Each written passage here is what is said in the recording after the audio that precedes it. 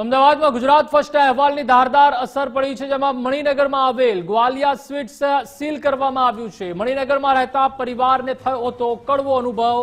પ્રસાદ માટે મંગાવેલ મીઠાઈમાં ફૂગ નીકળી હતી।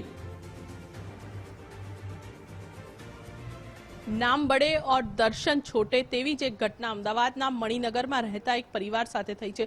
परिवारे बेसता महीना निमित्ते मणिनगर में आवेला ग्वालिया स्वीट्सनी अंदरथी मीठाई छे जे प्रसाद स्वरूपे करवा माटे मंगावी हती, परंतु ते दरमियाननी जो बात करीए तो जे मंगाववामां आवेली मीठाई हती ते मीठाईमांथी फूग छे ते निकળી હતી અને તેને જ લઈને હવે આરોગ્ય વિભાગની ટીમ છે તે સતર્ક બની છે। પરિવાર તરફથી જે મીઠાઈઓ મંગાવવામાં આવી હતી તે તમામના સેમ્પલિંગની કામગીરી કરવામાં આવી રહી છે।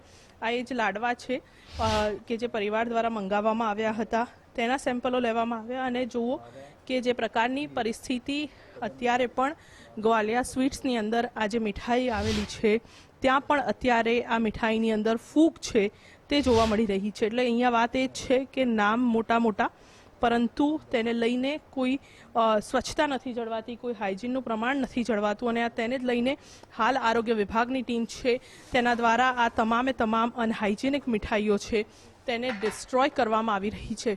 પરંતુ અહીંયા વાત એ છે કે એક તરફ મોટી મોટી બ્રાન્ડના નામે મોટા મોટા પૈસા છે તે લોકો જોડેથી વસૂલવામાં આવે છે અને તેની જ વચ્ચે લોકોના આરોગ્ય સાથે ક્યાંક સીધા જ ચેડા થઈ રહ્યા હોય તે પ્રકારના દ્રશ્યો છે તે જોવા મળી રહ્યા છે। કેમેરામેન યોગેશ સાથે રીમા દોશી, ગુજરાત ફર્સ્ટ, અમદાવાદ। અમદાવાદના મણિનગરમાં રહેતા પરિવારને ગ્વાલિયામાંથી મંગાવેલ જે સ્વીટ હતી તેમાં ફૂગ નીકળી હતી, ત્યારે આ સમગ્ર ઘટનાને લઈને આરોગ્ય વિભાગ દ્વારા મણિનગર ખાતે આવેલ ગ્વાલિયા સ્વીટ્સને સીલ કરવાની કામગીરી છે જે શરૂ કરવામાં આવી છે।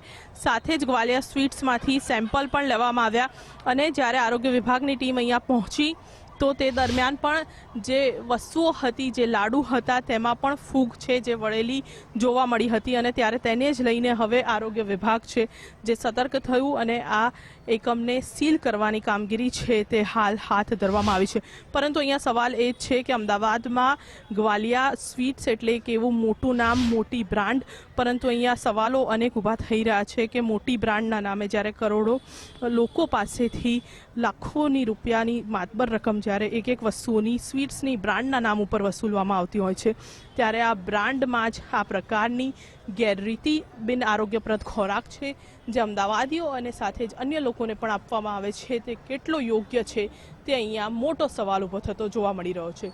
કેમેરામેન યોગેશ ઠક્કર સાથે રીમા દોશી, ગુજરાત ફર્સ્ટ, અમદાવાદ।